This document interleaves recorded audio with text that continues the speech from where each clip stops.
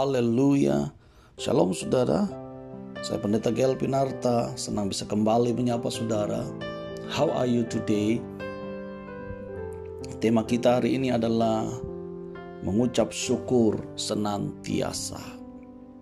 Pembacaan kita terambil dalam kitab Efesus pasal yang kelima, mulai ayat 1 sampai dengan ayat yang ke-20. Namun yang merupakan renungan dan nats kita, saya bacakan di ayat yang ke-20. Demikian firman Tuhan. Ucaplah syukur senantiasa atas segala sesuatu dalam nama Tuhan kita Yesus Kristus kepada Allah dan Bapa kita. Saudara yang dikasihi oleh Tuhan, ada seorang ibu bernama Marta. Ia hidup bersama suami dan kedua anaknya yang masih duduk di bangku sekolah dasar. Kehidupannya sangat bahagia. Namun suatu hari ia mengalami kecelakaan dan ia mesti siap menghadapi kenyataan yang sangat pahit karena kakinya harus diamputasi. Herannya, ibu tersebut tidak bersungut-sungut atas musibah yang menimpa hidupnya. Ketika seorang dokter memeriksanya, ibu itu tersenyum.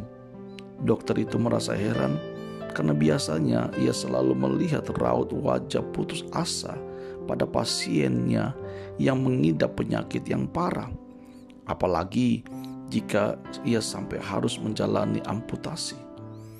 Akhirnya dokter itu bertanya, "Maafkan saya, Bu. Tapi bolehkah saya tahu mengapa ibu tersenyum?" Saudara, dengan sederhana ibu itu menjawab, "Saya bersyukur masih tetap hidup.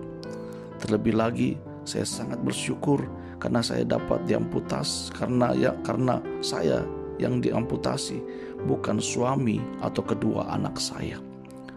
Tampaknya ibu ini menghayati bagaimana harus bersyukur, saudara.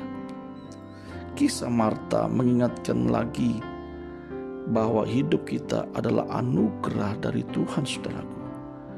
Mungkin banyak persoalan hidup atau sakit penyakit datang menimpa kita yang membuat kita sulit sekali bersyukur kepada Tuhan.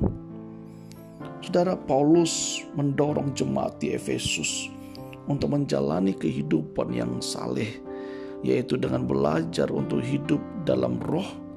Salah satu bentuk nyata kehidupan yang saleh adalah dengan bersyukur. Bersyukur senantiasa dalam segala keadaan. Karena itu saudaraku, marilah kita belajar memandang segala sesuatu yang kita hadapi dalam hidup ini dengan lensa ucapan syukur tersebut. Karena saya percaya waktu kita mengucap syukur, kita akan melihat kasih, kemurahan, dan bahkan mujizat Tuhan kita akan alami dalam hidup kita. Apa yang kita dapatkan dan kita renungkan dari renungan How Are You Today hari ini adalah mereka yang berjalan dalam pimpinan Roh Kudus akan menemukan alasan untuk bersyukur dalam segala keadaan.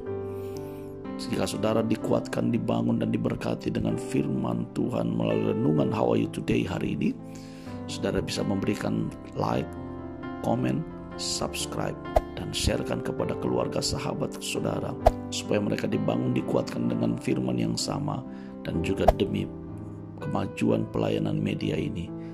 Saya Pendeta Gael Pinarta. Tuhan Yesus memberkati kita. Amin.